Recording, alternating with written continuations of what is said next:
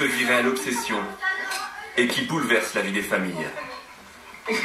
En moyenne, les enfants français les regardent 4 heures par jour, 1 heure de plus qu'il y a 10 ans. Certains médecins parlent même d'un fléau. Les chiffres sont effrayants et à peine croyables. Alors vous dites, à 2 ans, un enfant passe actuellement presque 3 heures par jour en moyenne devant des écrans. Entre 8 et 12 ans, c'est 4h45 et à l'adolescence, c'est 6h45.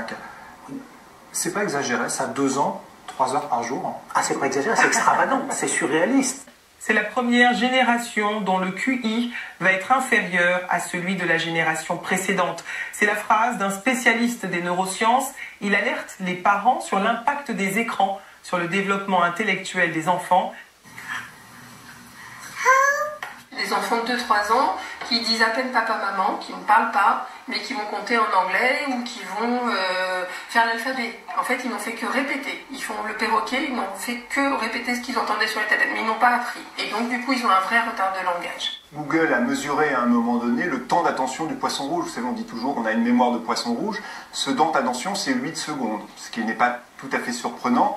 Ce qui l'est un peu plus, c'est que le temps d'attention des gens qu'on appelle les milléniaux, qui sont nés avec un téléphone portable dans la main, ce temps d'attention-là, il est de 9 secondes. Parce que c'est de la lumière très rapide, du mouvement, du son, vont surstimuler l'attention réflexe. Et quand cette attention-là est surstimulée, ça empêche le développement d'une autre attention secondaire qu'on appelle la concentration.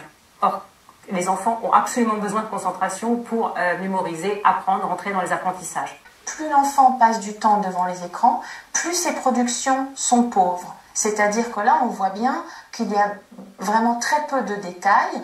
Les éditions Hachette ont été obligées de réécrire la bibliothèque rose pour que ce soit plus simple, parce que les gamins ne comprenaient plus ce que vous et moi comprenions quand nous étions enfants.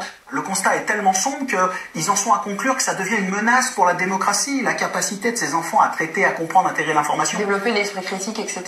Je voudrais dire que tout le public repart avec des tablettes, c'est pour nous. Aujourd'hui, en tout cas, la consommation du numérique est responsable de 4% des émissions de CO2. C'est plus que le transport civil aérien et les prévisions pour l'avenir sont inquiétantes.